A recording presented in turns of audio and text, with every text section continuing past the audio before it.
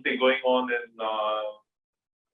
health policy circles in India has to do with the gap between 2 doses of the Covishield vaccine. And there is a history to this. Starts right from the beginning, when India decided that the gap would be 4 to 6 weeks, and that was what was decided right at the beginning, which was actually the prescribed dose at the time the vaccine was developed. But research at that time showed, and this is not Indian research, but this was research that was carried out in the UK, showed that the vaccine's efficacy seemed to peak after 12 weeks of the first dose. So people said, let's give a first dose, let's increase the gap, and then give a second dose. And it worked well back then. And then we are talking about the first or the initial few weeks or few months of the vaccine drive all over the world. In India's case, we continued to do 4 to 6 weeks, and there were lots of calls at the time asking for the gap to be expanded for 2 reasons. One reason was obviously to benefit from what the research pointed to, which was higher efficacy of the vaccine. And the second one, which is a more pragmatic point of view, and of course, the policy circles, the government circles are never going to accept this, because they've always maintained that India does not have a problem of vaccine supply, but fundamentally the problem with the vaccine drive is the fact that we have a supply crunch, but that's another story. But then the variants happened, and in India, of course, the most significant variant is the Delta variant, that is called B.1.617.2, which is being shown to be 64% more infectious than the original Wuhan strain of the virus, which is very, very significant. And clearly, research which was carried out in Delhi actually showed that the second wave in Delhi, at least, was caused by this variant, the Delta variant. It is quite likely that the second wave in other parts of the country was also caused by this variant. Why do we not know? We don't know because we don't sequence enough viral genomes. It's one really big gap in how India spots this pandemic. We should be sequencing more, but we don't. And research that has been carried out, and this is newer research by Public Health England, which is the UK agency, actually showed that a single dose of the vaccine, and they tested it on 2 vaccines. They used 2 vaccines for the test. One was the Pfizer-BioNTech vaccine, the mRNA vaccine, which otherwise has an efficacy of 95%. And the other one was the AstraZeneca vaccine, which otherwise has an efficacy of around 67-70%, depending on the country. 67, I think, is the value that they take for all scientific purposes. And when they tested it, they found that as far as the Delta variant was concerned, these vaccines, the first dose was only 33% effective. Worry, right? I mean, you really, and this is effective in preventing infections, preventing hospitalization, and everything else. And it's really one of those things that worries. Actually, it's not hospitalization. I'd like to correct myself. It's only infection, 33%. And then they tested it with 2 doses, and they found that with 2 doses, the AstraZeneca vaccine's efficacy went up to 60%. 67% for the original strain, 60%, which is not bad. And the Pfizer-BioNTech one went up to 88%. So in both cases, there was a 7 percentage point drop in efficacy, which one can live with, which is why the UK moved quickly. Initially, it reduced the gap for people over the age of 50 and said, you guys should get the second dose as soon as you can. And then subsequent research, again by Public Health England, showed that when it came to hospitalization, 2 doses actually prevent hospitalization of any vaccine, of either the AstraZeneca vaccine or the Pfizer vaccine, prevent hospitalization by 90%, by excess of 90%.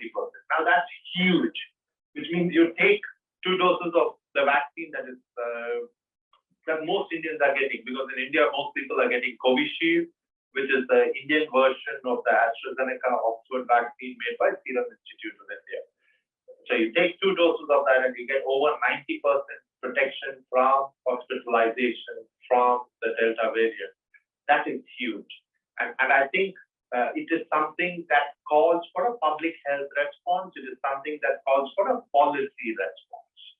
Now clearly, this might skew things a little bit in how things are planned, because right now things are planned to sort of maximize the reach.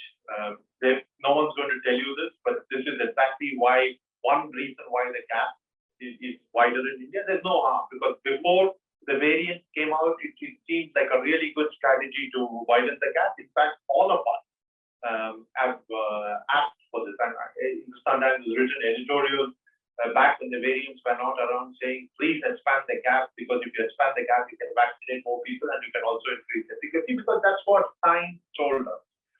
But you must understand that when it comes to public health responses have to necessarily be based on research and data.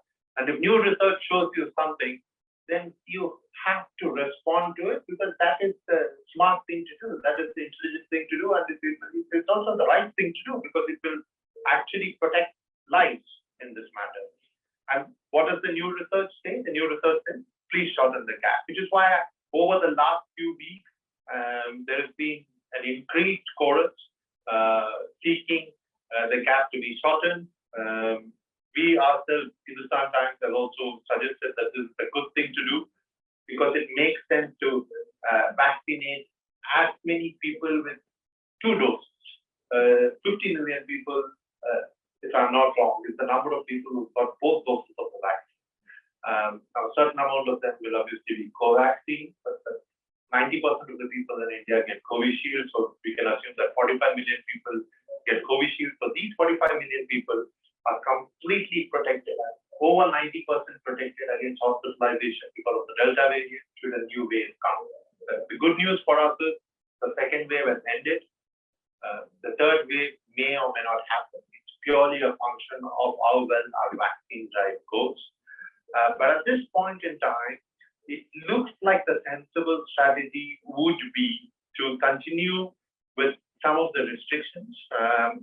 I'm not speaking in terms of lockdowns, but I'm speaking in terms of wearing masks, ensuring that people wear masks. Because right now, if you walk the streets of any market in Delhi or in any other city in India, you'll see people with masks, but these masks are being worn as chin guards, right? I mean, people are not wearing the masks the way they're supposed to wear them. Wear masks, practice social distancing, not have huge events. So government should ensure that all of these things, they should definitely not allow huge cultural, social, religious events. They should just put a lid on those for the time being. And at the same time, they should focus on giving 2 doses to as many people as possible, because we had the Delta variant. There are talks of other variants that have come out. So it doesn't make any sense for us to take the risk of a possible third wave, which could cause either by this variant or by some other variant, by not completely protecting people. And the third thing, which is actually a fundamental thing that we should do, is we should enhance supplies. There is still a lot of opacity about the number of vaccines that are available in this country. I mean, there are discrepancies between numbers given out by health authorities and the actual number that's happening.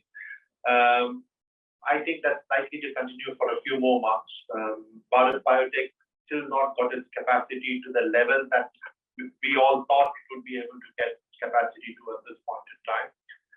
And we need to obviously source more vaccine. But 4 million shots a day, 5 million shots a day, that's a good number to aim for. I mean, I'm not saying 10 million, like some people in government have said, because I think that is unachievable, at least in the medium term. And in the case of COVID, the medium term would be 5-6 months. It's definitely unachievable even in the short term. In the long term, once our supplies are lined up, we may be able to achieve that. But 4-5 million is a good number to target. That's the number that we should vaccinate over the next few months. And that would ensure that we have some level of protection should a third wave come. We could still be lucky and miss the third wave. A part of it is luck, part of it is smart. It's nothing else. I mean, if people are smart, if people practice COVID-safe behavior And if we manage to vaccinate as many people as possible, we could well dodge the third wave. But right now, big question that needs to be answered is, should we shorten the gap between 2 doses of Covishield? Simple answer to it is yes. When should we do it? Should have been done yesterday.